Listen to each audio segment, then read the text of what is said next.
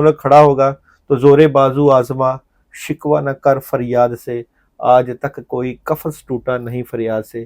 तो अपने जोरे बाजू पे जरूर खड़ा होना चाहिए। अल्हम्दुलिल्लाह पाकिस्तान ने सफारती महाज पे बड़ी अच्छी कामयाबी अचीवमेंट हासिल की। और हिंदू जो है मोदी, नरेंद्र मोदी की बात कर रहा हूँ, उसको इसकी परवाह नहीं है कि किसी मुसलमान की जान जाती है, उसको इसकी परवाह नहीं है, उसको अपनी कुर्सी की परवाह है। लेकिन वो याद रखे कि इस्लाम जो है वो इसी चीज का दर्स देता है। कुरान पाक में जो है कई मरतबा नमाज और जहाद का हुक्म है, और गजवा हिंद को भूलना नहीं चाहिए। नबी करीम सल्लल्लाहु अलैहि वसल्लम की अहादीस मौजूद है। जी अस्सलाम वालेकुम नाजरीन, मैं हूं नदीम और आप देख रहे हैं नदीम लतीफ़ ऑफिशियल। आज हमारे साथ मौजूद हैं दाऊद जी दाऊद। आप एस्ट्रोलॉजर हैं, न्यूमरोलॉजिस्ट हैं और टैरो कार्ड रीडर हैं। इनकी पेशन गोइयाँ हमेशा सच के करीब होती हैं। बरसगीर इस वक्त हालत जंग में है और उस पर जंग के बादल मंडरा रहे हैं। दो बड़ी निकल एटमी ताकतें जो हैं वो हालत जंग में एक दूसरे से बरज़मा है। पाकिस्तान सफारती लिहाज से इंडिया से अब काफ़ी बेहतर है, अपना मौक़िफ़ दुनिया के आगे बहुत अच्छे एहसन तरीके से बता चुका है और वो समझ भी रहे हैं। लेकिन अंदर की कहानी क्या है, कौन कौन से मुल्क जो हैं वो पाकिस्तान का साथ देंगे, ये आज दाऊद जी अपने टैरो कार्ड रीडर बताएंगे अपनी एनर्जी से। सलाम दुआ करते हैं और टॉपिक का आगाज़ करते हैं। अस्सलाम वालेकुम। वालेकुम सलाम। क्या हाल है ना? अल्हम्दुलिल्लाह। अच्छा, जिस वक्त हालत जंग में है, जब जंग लगी होती है, दो पार्टियां आपस में होती हैं, तो किसी को ये नहीं पता होता कि मेरा साथ किसने देना। तो बाज़ दफ़ा ऐसे दोस्त जिनको हम समझ रहे होते हैं कि ये हमारे बड़े करीब और ख़ास हैं, वो ऐन मौके पे धोखा दे जाते हैं। तो आप बताइए, आपकी टैरो कार्ड की एनर्जी क्या बता रही है इस वक्त जो मुल्क के हालात हैं, और पाकिस्तान का साथ कौन कौन देगा और इंडिया को कौन जो है साथ दे रहा है उनका? आपका बहुत शुक्रिया। मैं यहाँ पे इस सूरत हाल में आलमी तनाज़ुर को सामने रखूँगा। मैं इस सूरत हाल में गज़ा के मुसलमानों को सामने रखूँगा। इस सूरत हाल में जिस तरह आपने बड़ी अच्छी ज़बरदस्त बात की कि कौन साथ देगा, मैं देखूँगा इस वक्त के फ़लस्तीनियों का किसने साथ दिया। मैं देखूँगा इस वक्त के गज़ा की बेटी जो रुल रही थी, और फ़लस्तीन में जो है मस्जिद अक्सा जो कि यहूदियों ने अपने कब्ज़े में लिया। इस वक्त आवाज़ शायद हमारी फ़लस्तीनियों के लिए उठनी चाहिए थी, तो हमने नहीं उठाई। चैन की बांसुरी बज रही थी। बिल्कुल ऐसे ही है। और आज जब अपने गले का ढोल बजा और फिर हमने देखा कि किस तरह जो है जब जुल्म होता है तो जुल्म के खिलाफ उठना पड़ता है। मुसलमान एक दूसरे के भाई भाई, एक दूसरे का दुख तकलीफ, उम्मत मुसलमा बिल्कुल जब कभी इस तरह के हालात होते थे, कभी फ़लस्तीन के हालात होते थे, कभी इस्लाम के हालात होते थे, तो इस्लामी सरबराही कॉन्फ्रेंस बुलाई जाती थी। कहाँ गई वो इस्लामी सरबराही कॉन्फ्रेंसें? सऊदी अरब कहाँ खड़ा है? ईरान किसकी पुष्टपनाही कर रहा है? पाकिस्तान का क्या होगा? बांग्लादेश किसके साथ खड़ा है? क्या हम जो है गज़वा हिंद की तरफ जा रहे हैं? क्या हम जो है इस वक्त या बहुत पहले 1947 से ही हालत जंग में थे? तो पाकिस्तान तो शुरू से ही हालत जंग में रहा है। हमने शायद इस जंग को सही लिया ही नहीं, हमें शायद अंदाज़ा ही नहीं। 1971 की जंग हो या 1965 की जंग हो या कारगिल की जंग हो या इक्तिसादी जंग हो या मीडिया की जंग हो, मुआशी जंग हो, कोई भी जंग हो, मुसलमान तो हर वक्त हालत जंग में रहता है। हमें अच्छी से अच्छी टेक्नोलॉजी का हासिल करना चाहिए था। हमने डॉक्टर अब्दुल कदीर खान को जब सलाम है, जब इस्लामी बम बना तो सलूट है कि कहा गया कि अब इस्लाम का 7वां बड़ा मुल्क पाकिस्तान जो है वो अब इसराइल की आंखों में आंखें डाल के बताएगा कि मुसलमानों का भी कोई मुहाफ़िज़ आ गया। लेकिन इसराइल लुट गया, इसराइल ने लूट लिया, फ़लस्तीन लुट गया, फ़लस्तीनियों का साथ किसी ने नहीं दिया। अब पाकिस्तान के लिए कौन सा मुल्क खड़ा होगा तो जोरे बाजू आजमा, शिकवा न कर फरियाद से, आज तक कोई कफस टूटा नहीं फरियाद से।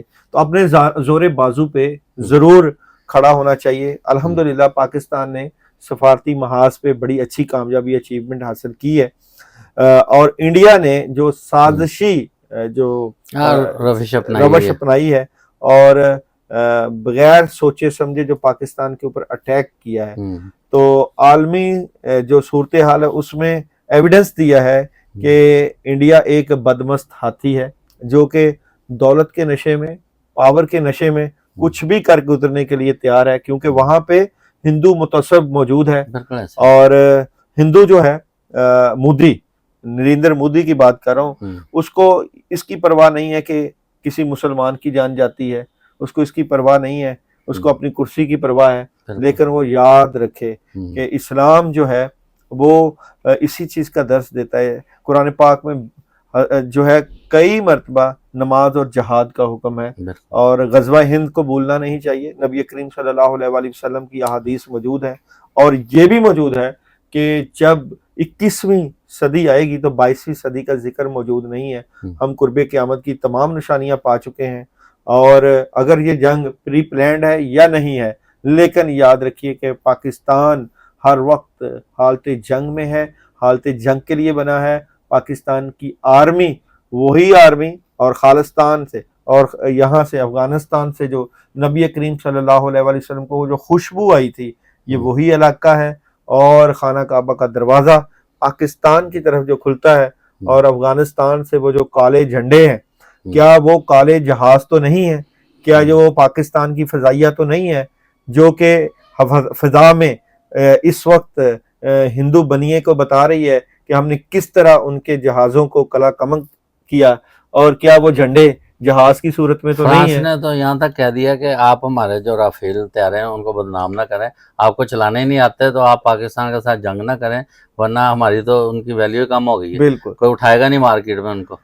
तो वो तो बड़ी अपनी खफगी महसूस कर रहे हैं, इस सूरत हाल में पैसे लगाए। चाइना पाकिस्तान का साथ देगा। अब हम बात करते हैं टॉपिक पे। बताइए कि चाइना जो है नंबर 1 बिल्कुल साथ देगा, हमारा साथ देगा, बिल्कुल साथ देगा। बताइए। 9 का अदद है, और 9 बड़ा पावरफुल इस वक्त। और इस वक्त क्या चाइना पाकिस्तान का साथ देगा? तो चाइना बिल्कुल पाकिस्तान का साथ देगा, रशिया भी पाकिस्तान का साथ देगा। अच्छा, और बांग्लादेश की एनर्जी निकालो तो बांग्लादेश भी पाकिस्तान का साथ देगा। जबरदस्त। और यहाँ पे मैं बात करूं सऊदी अरब, तो मैं उसका कुछ नहीं कह सकता, वो तो सिर्फ मामला देख रहा है।